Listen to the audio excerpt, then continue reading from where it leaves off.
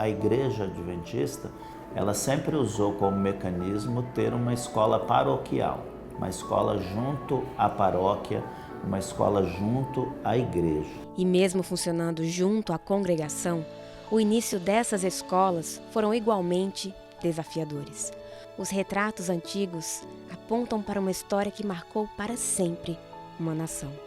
A década de 30 data o início da Era Vargas, um período de restrições e estagnação. Em meio à opressora ditadura, o oeste do Brasil era um cenário rural, uma soma de histórias de gente sofrida, que migrara após as frustradas expectativas de achar ouro nas Minas Gerais.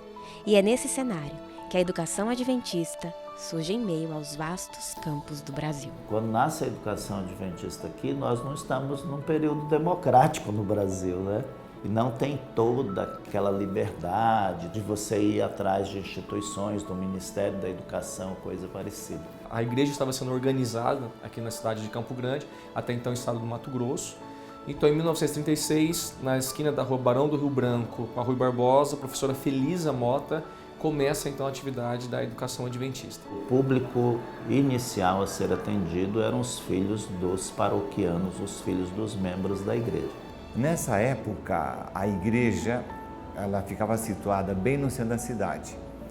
Hoje, onde está e onde era a igreja, hoje é uma farmácia. É uma escola que começa humilde, o que predomina é a vontade de ensinar, de educar, de passar valores, mas não existe uma estrutura física ideal. Um prédio pequeno, de 2 pisos, sendo que no piso inferior ficava uma das salas de aula, onde eu foi os primeiros anos da minha vida escolar, foi nessa sala. O que se passava nas mentes daqueles pioneiros não era diferente da motivação que ao longo da história influenciou a abertura de colégios confessionais. Era o amor a Cristo e a esperança na sua breve volta que os motivava a prosseguir, mesmo diante daquelas adversidades. E foi assim que aquela primeira escola, junto com a igreja, começou a crescer. Eles alugam primeiro um salão para essas pessoas se reunirem. Esse salão era na Avenida Bandeirantes.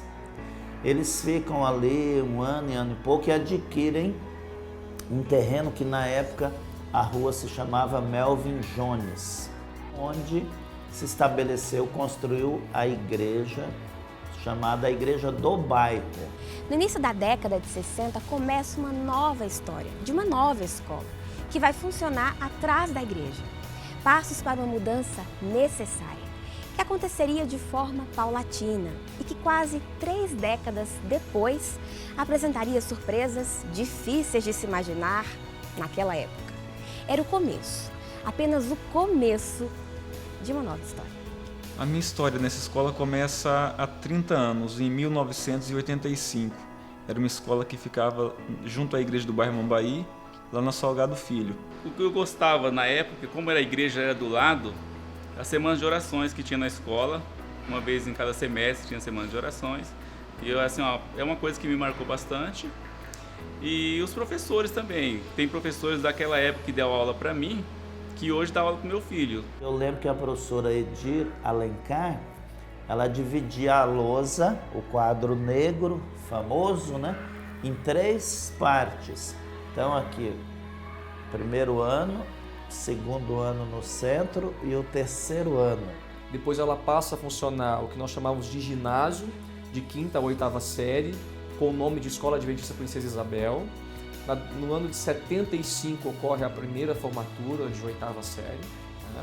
E aí a escola vai aumentando, a escola vai crescendo.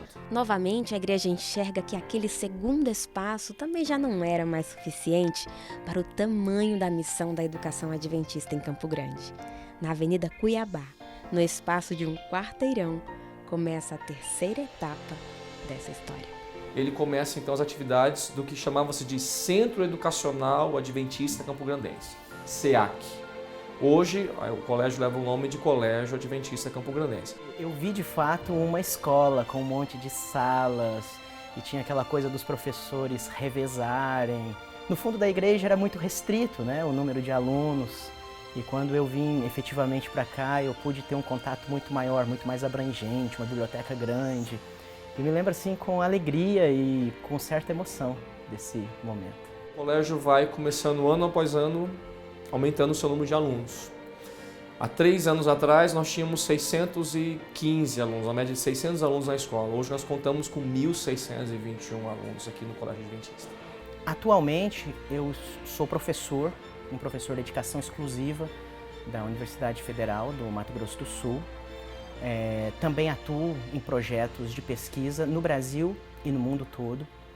E também tento fazer com que as minhas ideias, aquelas ideias que saem do laboratório, se transformem em produtos através de empresas que compram nossas ideias e que investem.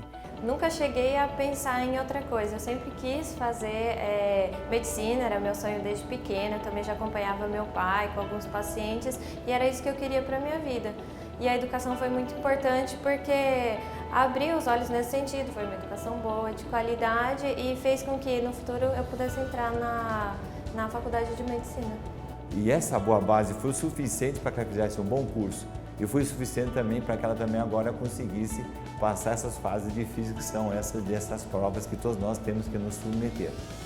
Agora, uma outra alegria muito grande que eu tenho, que não é somente ela que também está fazendo isso, mas meu próprio genro, o Guilherme. Sempre foi um colégio que preparou bem a gente chegou bem no ensino médio e não senti falta de nenhuma deficiência do estudo para que a gente pudesse chegar onde chegou hoje. Consolidada, firme e assim como as características da região centro-oeste, com objetivos planos, claros, ao alcance da visão. Dizem que em qualquer ponto da cidade de Campo Grande é possível ver a linha do horizonte. Uma visão que lembra a educação adventista nessa região. Uma instituição que tem preparado seus alunos há 80 anos para de qualquer ponto de suas vidas enxergarem o céu. E o mais importante, ela os ensina a sonhar em morar lá. Então essa escola inicial, ela é a semente da educação adventista aqui e uma semente fértil, né? Ela caiu em boa terra, né? Lembrando da parábola do semeador. E poder proporcionar para eles isso hoje é por uma questão de esforço, até mesmo colocar como prioridade, vale bastante a pena. Eu trago toda essa formação integral, toda essa formação completa para a minha vida hoje, para tomar decisões que sejam coerentes, decisões que sejam corretas e sempre lembrar que acima do conhecimento existe um Deus que governa tudo.